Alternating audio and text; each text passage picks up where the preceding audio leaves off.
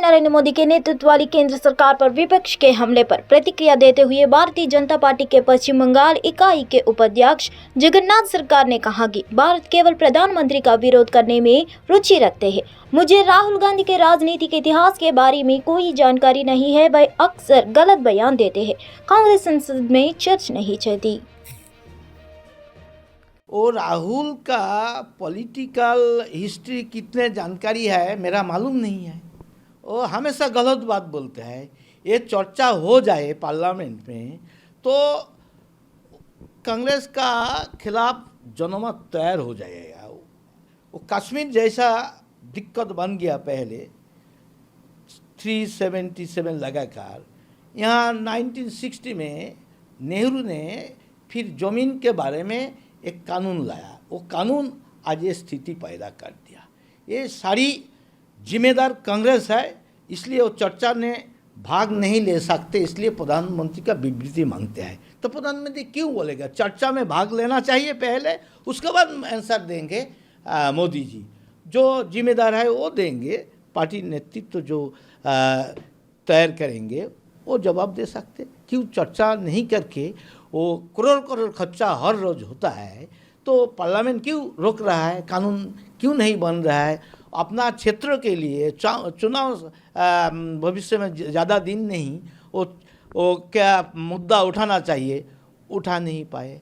तो बंगाल में इतना गणतंत्र लोपाट हो गया, तो इस बारे में उठा नहीं सकते। ये जो विरोधी इंडिया बनाकर एक साजिश जनता को बेवकूफ़ बनाने के लिए काम चला रहा है। शांतिपूर्ण प्रदर्शनकारियों के हिंसक जो जाने के बाद बिहार के कटिहार में बिजली विभाग के कार्यालय में तोड़फोड़ की गई है।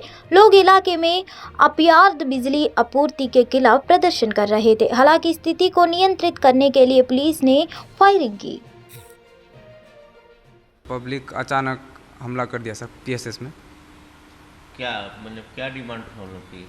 डिमांड वो था सर कि पावर कट ज़्यादा हो रहा है, कम पावर मिल रहा है। अच्छा, तो पावर ज़्यादा मिले, वही डिमांड था।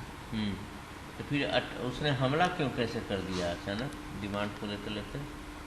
सर वो लोग शांति प्रदर्शन करने के लिए आए थे, लेकिन अचानक से वो लोग एग्रेसिव हो गए और हमला कर दिया सर। अच्छा, क्या क्या हुआ फिर उसके बाद? उसके बाद सर वो लोग गेट तोड़ के बिल्कुल पीएसएस में घुसने लगे। अच्छा। और हम लोग सर पूरा ड्यूटी में थे, काम कर रहे थे अपना। अच्छा, तो पूरा एग्रेसिव दौड़ते हुए आ रहा थी सर। अच्छा। तो हम लोग पूरा डर गए, तो अपने जान बचाने के लिए यहाँ से सर भागना पड़ा। अच्छा। लास्ट में वॉल जंप करके सर हम लोग भाग गए यहाँ से, यानी अब किसी तरह से जान बच गए। 27 जुलाई को मुंबई पुलिस के एंटी नारकोटिक्स सेल ने 3 विदेशी नागरिकों को, एक नाइजीरियाई और 2 तंजानियाई को पकड़ा था। सभी विदेशी नागरिकों को शहर में नशीली दवाओं की तस्करी के आरोप में गिरफ्तार किया गया था। उनके पास के करीब 60 लाख मेथाम्फेटामाइन, मेफोड्रोन और कोकीन जैसी ड्रग्स जब्त की गई। पिछले कुछ दिनों से लगातार बारिश के कारण आज गुजरात में पूर्ण नदी का जलस्तर बढ़ गया। नवसारी में नदी तट के पास के निचले इलाकों में गंभीर जल जमाव देखा गया। नदी के किनारे रहने वाले लोगों के लिए बाढ़ जैसी स्थिति उत्पन्न हो गई है। आईएमडी ने नवसारी में अगले 3 दिनों तक हल्की से मध्यम बारिश की भी भविष्यवाणी की है। आज मुंबई के कुछ हिस्सों में बारिश हुई। बारिश के कारण कई इलाकों में पानी भर गया। बारिश के कारण यात्रियों को भी कठिनाई का सामना करना पड़ा। भारत मौसम विज्ञान विभाग के अनुसार मुंबई में 27 जुलाई तक औसत मौसमी वर्ष को 90% से अधिक बारिश हुई है। बांग्लादेश के सूचना मंत्री हसन महमूद ने 27 जुलाई को बांग्लादेश 5वें फिल्म महोत्सव का उद्घाटन किया और कहा कि सांस्कृतिक गतिविधियों और समूहों को आदान प्रदान में वृद्धि से दोनों देशों के बीच संबंध मजबूत होंगे। उन्होंने कहा इस फिल्म महोत्सव में सांस्कृतिक गतिविधियों का अधिक आदान प्रदान होगा।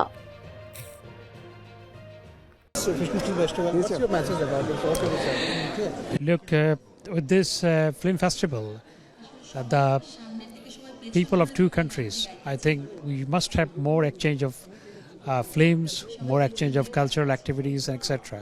So I think this film festival to bring together the people of both countries will work very positively, and that's why we are regularly organizing this film festival. Cultural and also in the film festival to be improvement to the relation between two countries. These are not these. I mean, on regular basis, organizing film festival and exchange of cultural groups and cultural activities that will strengthen the ties between the country and between the people also. So what's your message about two countries peoples with the relation? We should work more to strengthen the cultural ties among the people of two countries.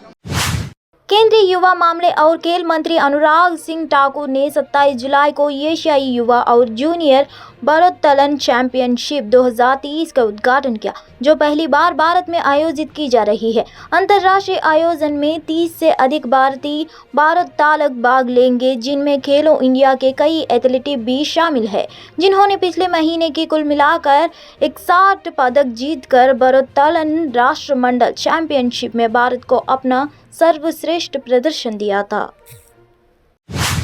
आज रांची में हुई BJP party के बैठक के बाद BJP नेता बिरंची नारायण ने कहा कि यह बैठक कल से शुरू होने वाला विधानसभा सत्र पर चर्चा के लिए आयोजित की गई थी। उन्होंने आगे कहा कि सोरेन के नेतृत्व वाली राज्य सरकार ने कई मुद्दे दिए हैं जिन पर चर्चा की जरूरत है। मीडिया कर्मियों से बात करते हुए बिरंची नारायण ने कहा, कल से शुरू होने वाले विधानसभा सत्र पर चर्चा के लिए आज बैठक हुई।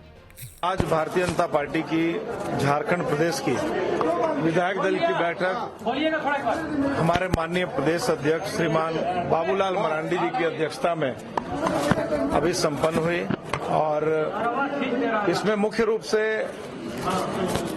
भारत सरकार के मंत्री यहाँ श्री अश्विनी चौबे जी का आना हुआ है। साथ में हमारे प्रदेश के प्रभारी श्री लक्ष्मीकांत वाजपेयी जी, साथ में हमारे क्षेत्रीय संगठन महामंत्री श्री नगेंद्र जी और हमारे प्रदेश के संगठन मंत्री श्री कर्मवीर जी मौजूद थे। सारे विधायक मौजूद थे बैठक में लगभग। और बैठक कल से जो सत्र प्रारंभ हो रहा है उस सत्र के संबंध में व्यापक रूप से चर्चा हुई और चर्चा के क्रम में मुद्दे तो हेमंत सरकार ने हम लोगों को बहुत दिए हैं, टोकरी में भर भर कर मुद्दे दिए हैं, लेकिन दो विषयों पर विस्तार पूर्वक चर्चा हुई है। एक तो जो नियोजन नीति है, पार्टी का मानना है कि इस सरकार ने झारखंड के नौजवानों को ठगने के लिए 26,000 नियुक्तियों की घोषणा की है, जबकि यहाँ लाखों रिक्तियां हैं, उसके बाद भी सिर्फ 26,001 की घोषणा की है और वो भी बिना कोई नियोजन नीति बनाए। तो हम विधायक दल की बैठक में सारे विधायकों ने एक मुश्त यह कहा है कि जो नियोजन नीति है वो पहले बनानी चाहिए सरकार को और उसके बाद इस प्रकार ये नौजवानों को ठगने का काम कर रहे हैं। इसलिए एक तो ये विषय नियोजन का विषय है और दूसरा विधि व्यवस्था का विषय है। पूरे झारखंड में विधि व्यवस्था चौपट है। मुख्यमंत्री संगठित अपराध करा रहे हैं। जो अपराध झारखंड में हो रहा है, जो हत्याएं हो रही हैं, अधिकांश हत्याएं जमीन की लूट को लेकर है और हम सब जानते हैं कि जो हत्याएं हो रही हैं वो जमीन को लेकर है और जितनी भी तरह के अपराध हो रहे हैं सबके सरगना झारखंड के मुख्यमंत्री हेमंत सोरेन जी हैं। तो इन दो विषयों को लेकर हम लोग इस बार विधानसभा का जो सत्र है उसमें सरकार से जवाब चाहेंगे आज की बैठक में। और जो सवाल आपने किया कि विधायक दल के नेता का क्या हुआ, तो अभी उस पर बात चल रही है। ऊपर में हमारे जो पर्यवेक्षक हैं वो एक एक विधायक से बात कर रहे हैं और बात करने के बाद उसकी रिपोर्ट केंद्रीय नेतृत्व को सौंपेंगे और फिर केंद्रीय नेतृत्व के यहाँ से जो भी नाम आएगा उसको आपको बता दिया जाएगा। लाल डायरी के मुद्दे पर कांग्रेस नेता सचिन पायलट ने 27 जुलाई को कहा था कि बीजेपी के पास कोई मुद्दा नहीं बचा है और वह केंद्र और राज्य स्तर पर भी विफल रही है। उन्होंने आगे कहा कि कांग्रेस राजस्थान, छत्तीसगढ़, तेलंगाना और मध्य प्रदेश में सरकार बनाएगी। सचिन पायलट ने कहा, बीजेपी के पास कोई मुद्दा नहीं बचा है। वे केंद्र के साथ साथ राज्य स्तर पर भी विफल रहे। वे यहाँ विपक्ष में है लेकिन वे यहाँ भी असफल है। समझता हूँ कि भारतीय जनता पार्टी के पास कोई मुद्दा बचा नहीं है और मैं इस बात को पहले भी कह चुका हूँ कि केंद्र में तो भाजपा सरकार में है, वहाँ विफल रही। राजस्थान में भाजपा विपक्ष में, यहाँ भी विफल रही। अजीब पार्टी है जो सत्ता में फेल हो रही है और विपक्ष में फेल हो रही है। 4.5 साल में कोई मुद्दा उनका बचा नहीं कहने के लिए, आपसी झगड़ों में इतने फंसे हुए हैं। और जो एक जिम्मेदार ऑपोजिशन का काम होता है सदन के अंदर सदन के बाहर, उस काम वो कर नहीं पाए। इस प्रकार की बातें फैलाना और एक चर्चा करना चुनाव से पहले ये भाजपा की पुरानी आदत है। लेकिन कांग्रेस पार्टी आने वाले समय में तेलंगाना, छत्तीसगढ़, मध्य प्रदेश और राजस्थान, इन 4 राज्यों के चुनाव होंगे साल के आखिर में और मुझे पूरा विश्वास है कि चारों राज्यों में सरकार कांग्रेस पार्टी की बनेगी। आप अगर प्रधानमंत्री जी के भाषण सुनेंगे तो जैसे जैसे चुनाव पास आते रहते हैं उनके भाषण पॉलिटिकल हो जाते हैं। और मुझे उम्मीद थी कि आज जब वो आए हैं, पिछले 6-7 महीने में कई आधा दर्जन बार वो आए हैं, आज भी इन्होंने ERC पेपर की घोषणा नहीं करी। आज भी इन्होंने जो हमारी स्टेट का बकाया है केंद्र सरकार का पैसा, उन्होंने उसकी बात नहीं करी।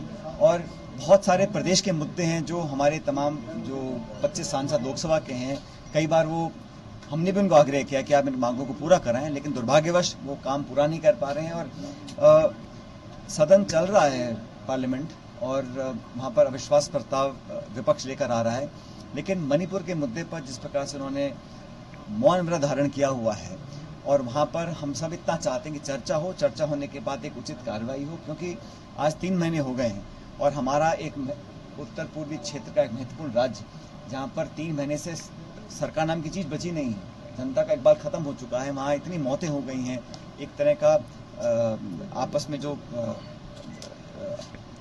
आक्रामक रवैया लोगों ने अपना रखा है, बलात्कार हो रहे हैं, आग लग रही है। हम चाहते हैं उस पर नियंत्रण किया जाए और केंद्र सरकार, राज्य सरकार अपनी भूमिका को निभाएं।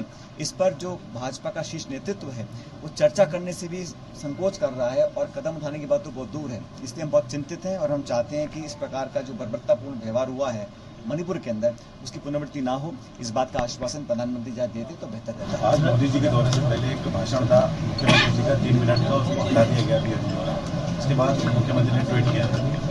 मैंने कहा ना, जो मुद्दे हम चाहते हैं प्रधानमंत्री जी या केंद्र सरकार उठाए, उसको वो कराने में बिल्कुल नाकाम रहे हैं। जनता के हित के मुद्दे जो हम चाहते हैं, हम ERCP की बात करते हैं, हम चाहते हैं हमारी रेल परियोजनाओं का बहुत पैसा अटका पड़ा है, हमारा जो हिस्सा है प्रदेश सरकार का GST का, बहुत सारे टैक्सेस हैं, वो पैसा पूरा मिला नहीं है और योजनाओं में जो सहयोग मिलना चाहिए वो पक्षपातपूर्ण तरीके से कार्रवाई कर रही है केंद्र सरकार, ये अब जग जाहिर हो चुका है। और चुनाव आते आते मैं समझता हूं कि इस प्रकार के राजनीतिक भाषण ज़्यादा होंगे, बजाय इसके कि डेवलपमेंट वर्ड्स की बात करें, विकास की बात करें। तो उनका जो भाषण था वो बिल्कुल जो उम्मीद हम करते थे लगभग उसी प्रकार उन्होंने भाषण दिया। आज मुहर्रम जुलूस के पहले दिल्ली पुलिस ने जमा मस्जिद इलाके में देर रात गश्त की।